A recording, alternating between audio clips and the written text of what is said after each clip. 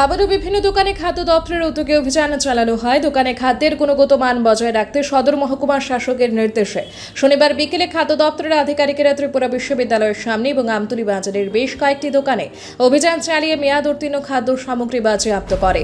তার পাশাপাশি রেস্টুরেন্ট এবং হোটেলে অভিযান চালিয়ে অবৈধভাবে রাখা গ্যাস সিলিন্ডারও বাজেয়াপ্ত করে। এই অভিযানে খাদ্য দপ্তরের আধিকারিকেরা ত্রিপুরা বিশ্ববিদ্যালয়ের সামনে এবং আমতলী বাজারের বেশ কয়েকটি দোকানে অভিযান চালাতে গিয়ে প্যাকেট জাতীয় রুটি সহ কোল্ড ড্রিঙ্কস জাতীয় কিছু বোতল মেয়াদ উত্তীর্ণ দেখতে পায়। এরপর তা বাজেয়াপ্ত করা হয়।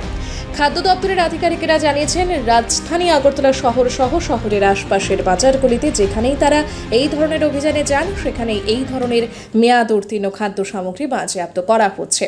তাই খাদ্য দপ্তরের আধিকারিকেরা জানিয়েছেন, শনিবার ত্রিপুরা বিশ্ববিদ্যালয়ের সামনে এবং আমতলী বাজারে যেসব দোকানে মেয়াদ উত্তীর্ণ খাদ্য সামগ্রী এবং গ্যাস সিলিন্ডার বাজেয়াপ্ত করা হয়েছে সেসব দোকানের মালিকের বিরুদ্ধে তারা সদর মহকুমা শাসকের কাছে পূর্ণাঙ্গ রিপোর্ট পাঠাবে এবং সদর মহকুমা শাসক আইন অনুসারে পদক্ষেপ গ্রহণ করবেন। সদর মহকুমা শাসকের নির্দেশে আমাদের এনফোর্সমেন্ট টিম আজকে আমরা বাজারঘাট থেকে সূর্যমণি নগর ত্রিপুরা ইউনিভার্সিটির কাছ অব্দি আমরা বিভিন্ন দোকান পরিদর্শন করেছি। পরিদর্শনকালে আমাদের ইউনিভার্সিটির সংলগ্ন কিছু দোকানে আমরা প্রচুর পরিমাণে মেয়াদ উত্তীর্ণ কোল্ড ড্রিঙ্কস, চিপস, বিস্কিট ইত্যাদি আমরা উদ্ধার করেছি। তাছাড়া হোটেল থেকে দোকানের সিলিন্ডার উদ্ধার করেছি।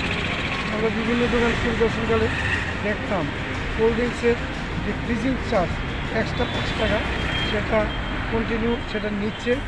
আমরা সেটা দরকার করছি। আর আমরা মূলত এই যে অভিযান সেটা জনগণকে সতর্ক করার এই আমাদের লক্ষ্য।